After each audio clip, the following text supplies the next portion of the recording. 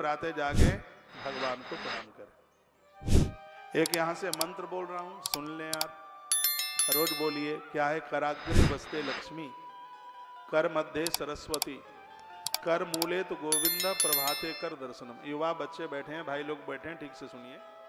प्रातः बिस्तर पर आप 5-7 मिनट रीढ़ की हड्डी सीधे करके बैठिए और हाथ जोड़िए और यह श्लोक बोलिए। गूगल में भी मिल जाएगा, लेकिन अर्थ नहीं मिलेगा वहां जो मैं आपको बता रहा हूं वो वाला अर्थ। कराग्रे बसते लक्ष्मी, इसका अर्थ क्या है? सुन नहीं रहे आप? भगवान को प्रार्थना कीजिए, कराग्रे बसते लक्ष्मी। सुबह ही सुबह आपको कहना है, भगवान आप हमारे काम, हाथ में काम दे दीजिए। लक्ष्मी का मतलब मुझे काम दे दीजिएगा। मेरे पास जो पैसा आएगा उससे मैं अपना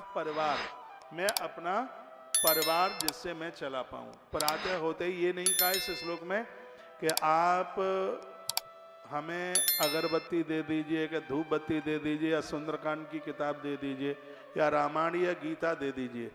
पहले नंबर पर यह नहीं कहा, बहुत ध्यान से सुनिएगा। एक साधक जगता है तो लक्ष्मी नारायण का नाम उच्चारण करता हुआ वह साधक भगवान से कहता, कराग्रे वस्ते लक्ष्मी, मेरे हाथों के अग्रभाग में क्या होना चाहिए? लक्ष्मी का नाम। कराग्रे लक्ष्मी बस्ते लक्ष्मी, हे माँ आप बैठ जाओ, क्योंकि आप बैठोगी मुझे काम मिलेगा। काम मिलेगा तो दाम भी मिलेगा, दाम मिलेगा तो परिवार मेरा ठीक ठाक से चलेगा। तो इसका मतलब कि ईश्वर से कहिए, एक भी दिन में निठुलना ना बैठूं। लोग वो बिगड़ जाते हैं जो कुछ करते ही नहीं है। थकान तो उनको होती है जो हरामगिरी दिखाते हैं। जो मेहनती होते हैं, काम करते हैं, उन्हें कभी थकान नहीं होती। जिस दिन काम नहीं उस दिन अन्न पानी भी नहीं, उस दिन तो हड़ताल हो जानी चाहिए। जब काम ही नहीं तो दाम काय बात का। प्रत्येक दिन काम कीजिए, मेहनती बनिए।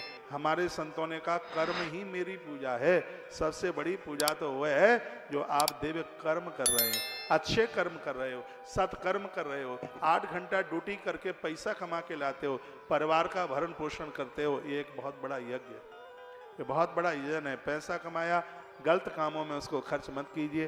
परमात्मा से प्रातः जागकर सबसे पहले काम मांगिए।